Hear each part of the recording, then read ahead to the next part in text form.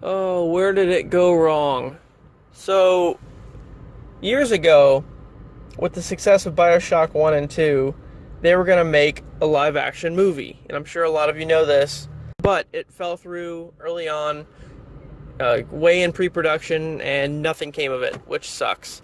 So, what happened was they got a director signed on, Gore Verbinski, and he was going to make an R rated Rapture movie where it had a lot of gore, just like the video game, which was awesome. Problem being is it was 90% going to be a green screen movie because it's underwater, obviously. So that would have been expensive. And with the sheer cost of this production, they wanted to make sure it was going to be worth it. So for some reason, they compared it to another movie. Watchmen was actually coming out around the same time that they were planning the BioShock movie. You know, I guess that was a R-rated comic book movie, so they wanted to compare and contrast the box office numbers to see how well BioShock would do, which is the stupidest fucking thing I've ever heard because it's not even similar. Why would you compare BioShock to Watchmen? Anyway, so it was a good movie, but I don't think it did the numbers they thought it would do. So that plus Gore Verbinski dropping out, and just a bunch of other fuckery. They just canceled the whole thing and didn't do the movie at all. So that sucks. And that was like 2013, so that was a while ago. But I want to know who would be good for the casting of this movie. Who would be a good Andrew Ryan?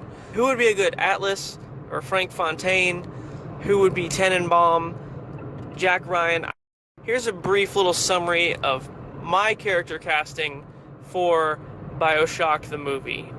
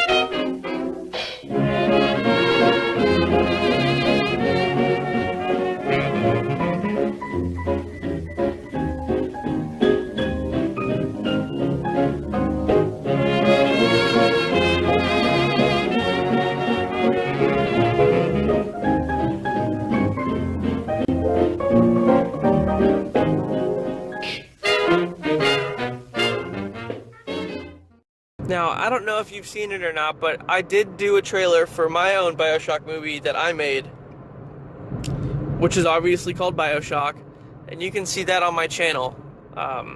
It's from a few years ago, so you have to dig a little bit, but it's back there. And, you know, if they weren't going to make one, I just figured I'd just do it myself. Anyway, guys, that's about it for this. Hopefully one day they'll come to their senses and make the damn movie everybody wants to see, even years and years after it's relevant. Alright, y'all. See you later. What's up, guys?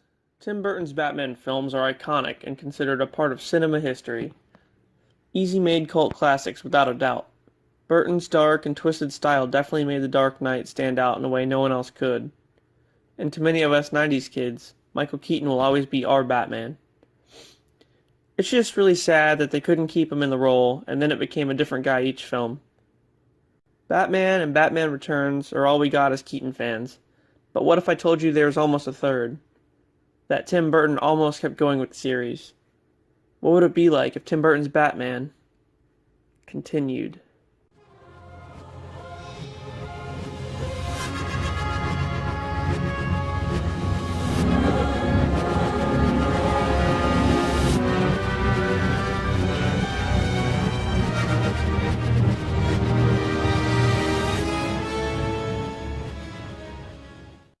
Well, after Batman Returns, WB had a sit-down with Burton to discuss another installment. They came up with Batman Continues. Lame title. I guess it's better than Batman Again? So this film would have played out almost exactly how Forever did, starting with the introduction of Robin, played by none other than Marlon Wayans. Yep, Wayans seems an odd fit for the boy wonder, but who can judge? He's hilarious, and it would have been an interesting casting choice. I auditioned for Tim Burton. I got the role, but then in Batman, it was the second Batman. It was like Batman Forever. There was the Catwoman, there was Penguin, there was all these different characters they was introducing. And so they felt like it wasn't enough time to put Robin in the movie. Next, we have the return of Catwoman. Keeping Selena Kyle alive at the end of Returns wasn't for nothing. They spent a shit ton of money just to have the ending scene, and it was all in vain. But Burton did intend on bringing her back for the next one. For Bruce's love interest in this film, we would have seen Dr. Chase Meridian, but not portrayed by Nicole Kidman. The original actress was Renee Russo, aka Frigga from Thor. I'm not too sure why they would have two women that Bruce was intimate with in the same film, but whatever. The villains of the film were the same as Forever. The role of the Riddler went to Robin Williams, a clear shoo-in at the time, and Burton's first choice. And then there's Two-Face. A lot of fans were confused by the choice to put Billy D. Williams as Harvey Dent, even back in Batman '89. But Burton had a plan. The scene in Returns where Catwoman kisses Shrek with the taser was originally meant for Harvey Dent, and would be the scene where his face gets scarred. I'm not sure about the logistics or science of that, but it's Tim Burton, so he would have been scarred and then continues off as Two-Face. Seems as though they scrapped that idea, though, way before it even happened. In addition to the Riddler and Two-Face, the next film in line, which would become Batman and Robin, would have seen a different Poison Ivy, in the role of Gina Davis. I know that would have been totally different, though, right? I'm not sure about Mr. Freeze, though. And then Burton even planned on a fifth installment called Batman Triumphant, with Keaton facing off against Brad Dourif as the Scarecrow. Now, the Scarecrow sounds like a villain straight out of a Burton film already. Unfortunately, though, Tim Burton and WB parted ways, which led to Keaton also leaving, and then we got this. Which isn't horrible, but we'll never know what could have been, and that's just sad. Alright guys, that's it for this video. See you later.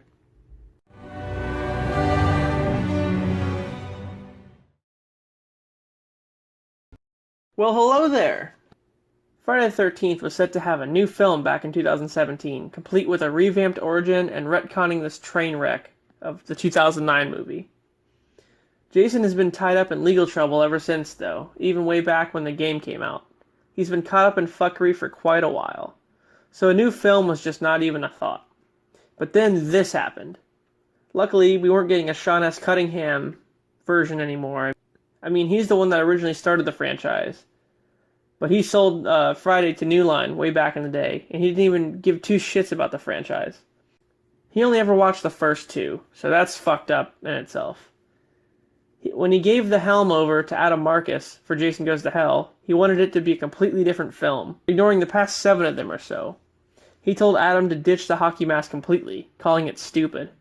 What a fucking idiot. Anyway, so we're getting a new film, and in this one, we would have finally met Jason's father, Elias, who was the park ranger for Crystal Lake. He went around killing counselors until Pamela finally killed him for sleeping around and beating her. Yeah, that sounds about right. Jason was to be even more deformed in this film, having to use a feeding tube and wearing a surgical mask to hide his face. Some drugged up counselors took him out on a boat, and then he fell overboard and drowned.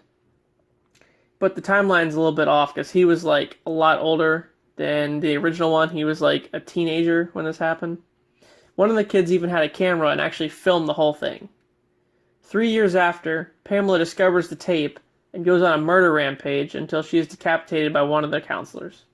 Not actually having drowned at all, and seeing his mother die, Jason finds a yellowed hockey mask like the one in Part 8, and goes on his own killing spree in the final moments of the film.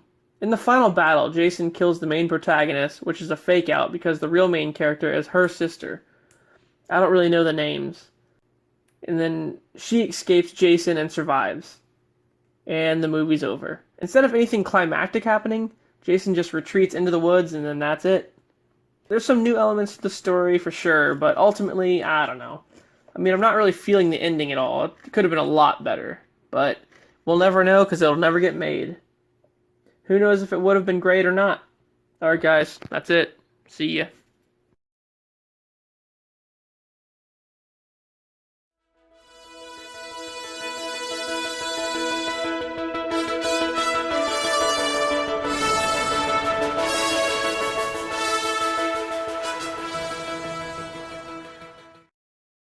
So, although we never got it, this is what The Amazing Spider-Man 3 was going to be. The Amazing Spider-Man did an okay job of explaining the origin of Spidey and establishing a relationship for him and Gwen going into the sequel. Part 2 dove more into a backstory for his parents and the sketchy Oscorp. We learned that Harry Osborn's father was the one who created the spiders alongside Peter's father. The villain of Part 2 was Electro, but this was just a misdirection for the real antagonist, Harry Osborn, who goes on to become the Green Goblin. After a heated battle and the death of Gwen, Harry meets with a shady character about forming a supervillain team. We see the beginnings of this with the Rhino. But beyond that, we never hear about it again, aside from the end credits Easter egg stuff. So what was Part 3 going to be about? Well, in part, it was definitely going to further build up to a Sinister Six standalone movie. But who was the main villain, though? Doc Ock, the Vulture, Mysterio? Well, I'll get to that in a minute. First, the second movie had a bunch of unused footage that they ended up saving for the third. When Peter was mourning Gwen at the end of the movie, he was originally going to attend grief counseling, where he was going to meet Mary Jane, played by Shailene Woodley. Also, he would find out that his father wasn't really dead, but he was in hiding. The grieving over Gwen, plus the mixed emotions about his father, would send Peter into a spiral where he would be at his lowest. What villain usually gets introduced when Spider-Man is at his lowest? Well, Venom, of course. Yes, Mark Webb was going to debut the symbiote in Part 3. In addition to that, Felicity Jones, who played Felicia Hardy in Part 2, was coming back to become Black Cat. Hardy's role in the film was going to lead her to her own spin-off movie featuring her and the Silver Sable. But obviously that didn't happen. Anyway, back to the plot. So yeah, before Tom Hardy's standalone movie, Venom was going to be the villain, and the symbiote was going to do some weird shit. For example, Uncle Ben, Gwen Stacy, and her father Captain Stacy would all be returning. But how? Well, the symbiote was going to resurrect them. I know that sounds ridiculous. Another dead character returning would be Norman Osborn. A deleted scene from Part 2 shows the Man in Black snooping around a secret project's vault with a frozen head in the background. Yes, that's Norman's head. I don't know how they would have explained it, but apparently he wasn't dead after all. So in this version, Spidey actually gets the symbiote after Eddie Brock does. And for some reason, he goes to the Sinister Six for help to fight Venom. They turn him down, and then he ditches the black suit, which finds its way to, well, guess who? Cletus Cassidy, setting up the original Venom spinoff. But in this one, Cassidy isn't a murderer, he's just a hobo who views society as carnage. Also, it would have set up the Sinister Six movie, viewing them more as anti-heroes than a group of villains. Joining Dane DeHaan, Jamie Foxx, and Paul Giamatti would have been Vulture and Doc Ock. It was a toss-up between Colin and Will Ferrell. Could you imagine Will Ferrell as Dr. Octopus? Because I can't. I feel like I'm taking crazy pills! I think this movie was way too overloaded though, just like how the other Spider-Man 3 was. So you had Mary Jane, Richard Parker, Uncle Ben, Gwen Stacy, Captain Stacy, Black Cat, Venom, Sinister Six, Norman Osborn, and Carnage? Yeah, that would have been a complete shit show.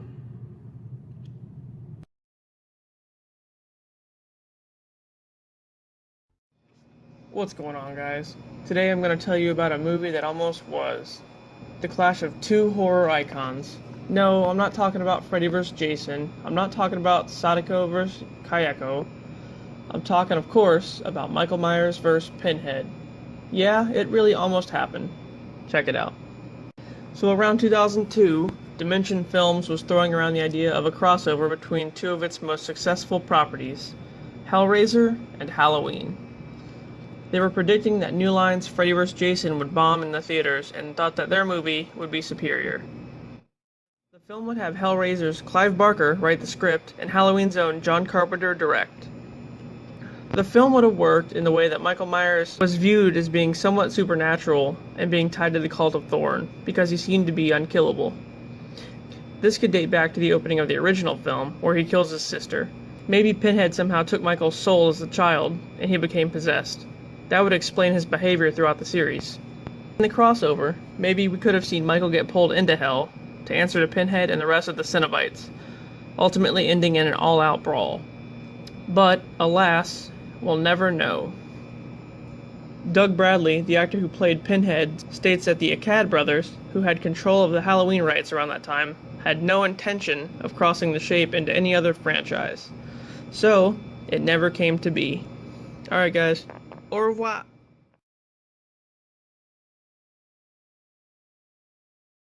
So, back when Batman and Robin was just getting released, there was a plan for a fifth Batman movie called Batman Triumphant, which would have had Batman and Nightwing facing off against Harley Quinn and the Scarecrow. I know, it sounds nuts. You want to get nuts? Come on, let's get nuts. Alright Keaton, just calm down, damn. Joel Schumacher was going to come back to direct this one as well. George Clooney was coming back, as well as Chris O'Donnell. But no Alicia Silverstone though. Schumacher wanted this one to be a lower budgeted film so he could focus more on the storyline and give the fans a better one than the previous two that he had directed. He approached Nicolas Cage for the role of Jonathan Crane, aka the Scarecrow, and it was between either Courtney Love or Madonna for Harley Quinn. Yeah, I can see that. In this version, Harley Quinn isn't a psychiatrist at Arkham, she's a trapeze clown at the same circus as the Flying Graysons. And, of course, she's a Joker fangirl. She never actually met him or encountered him, but she's obsessed with him. So as the film begins, she's finishing up a performance at the circus when she finds out that Batman killed the Joker. She vows to get revenge for her alleged puddin'. Then they introduce Tim Drake, who's a bystander in the crowd of the circus. I guess just introducing him so he can eventually become Robin later on. Batman and Robin are in the middle of another argument, this time about going after Scarecrow, and Robin again chooses to go it alone, just like in Batman Forever. In typical fashion, he gets his ass kicked, kind of taking inspiration from the Death in the Family a bit. Batman finds him and takes him back to the Batcave, where he pretty much bans him from being Robin ever again. As the film progresses, Bruce starts to struggle with his past, having residual memories of his parents dying, along with killing most of his past villains, especially with the weight of killing the Joker, which happened not too long ago. And everything really just comes back to haunt him. This leads to Batman and Robin having another falling out, in which, honestly, Bruce is just trying to protect him. So in doing so, he tells the press that Robin is dead. Yeah, not really the best way to do that. And yes, Dick runs away, again. Around this time, Scarecrow's doing a bunch of fuckery. He uses something similar to the Enigma tech to hypnotize people into becoming his henchmen, and then he kidnaps the mayor. Later on, Robin returns to Wayne Manor and they make up. Batman finally comes to terms with Robin going his own way, and Alfred makes him a new suit. And since Robin is dead to the world, he becomes Nightwing. The duo go to confront the villains. Nightwing goes after Harley and quickly apprehends her, and she pretty much just gives herself up. Batman goes after Scarecrow. He gets sprayed with the fear toxin and starts to see all of his past villains from previous films. Originally, they wanted to bring back each actor for this scene, but I really don't think they could pay the millions it would take to cover everybody.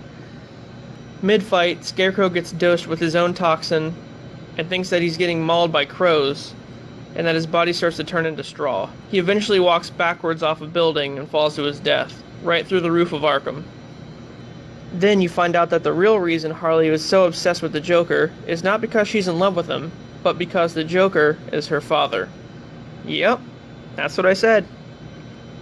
In the end, Nightwing is zooming past on his motorcycle as it pans up to the night sky, with Batman standing on a ledge overlooking the city. Well, honestly, I would have liked to have seen this one. It sounds way better than Batman Begins. And that's the film we got. Gross.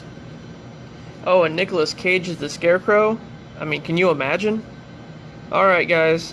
Well, there was Batman Triumphant. I'll catch you later, peeps.